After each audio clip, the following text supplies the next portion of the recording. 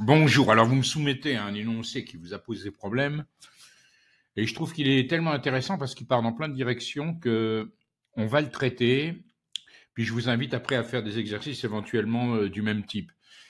On a un cercle C, vous le voyez en haut à gauche, l'énoncé de centre O, de rayon 3 cm. Je l'ai tracé là, à droite, vous le voyez. MN, le segment MN a un diamètre du cercle, vous le voyez. Et A appartient à C tel que AM égale 4 cm. Calculer la longueur AN. Alors, quand vous regardez, donc, il faut imaginer, on a le cercle et on a le triangle qui est en bleu. Pourquoi est-ce que ce triangle est rectangle? C'est à cause d'un théorème, d'une propriété. Regardez à gauche. Vous avez une propriété, ça s'appelle parfois le théorème du cercle circonscrit.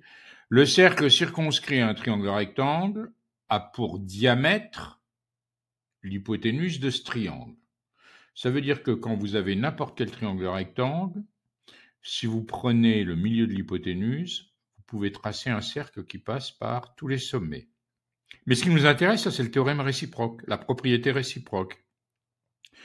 Si vous avez un point A sur un cercle de diamètre BC, vous le lisez à gauche, alors le triangle ABC est rectangle en A. Regardez notre situation.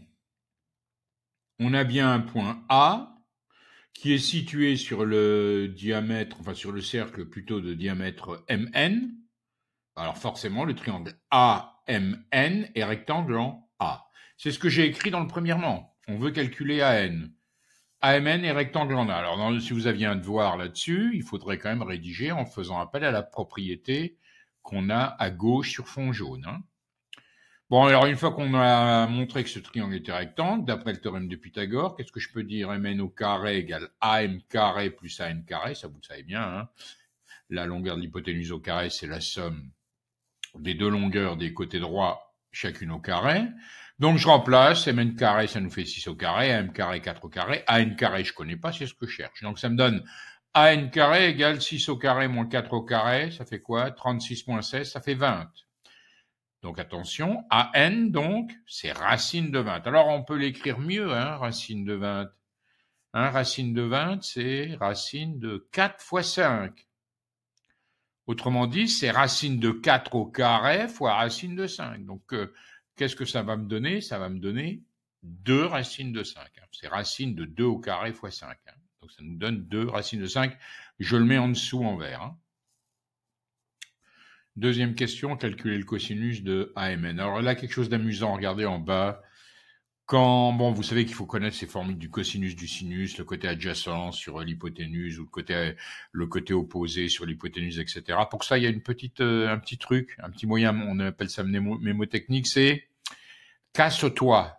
Regardez, c'est ce que dit le personnage en bas. Casse-toi.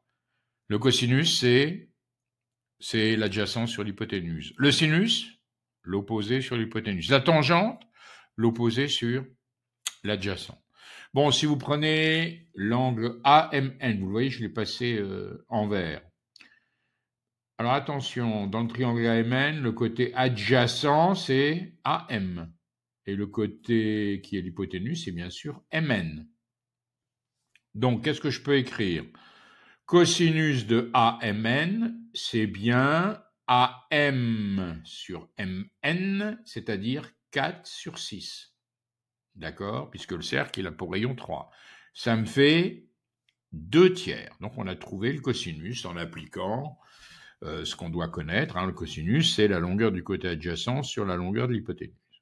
Attention, troisième question.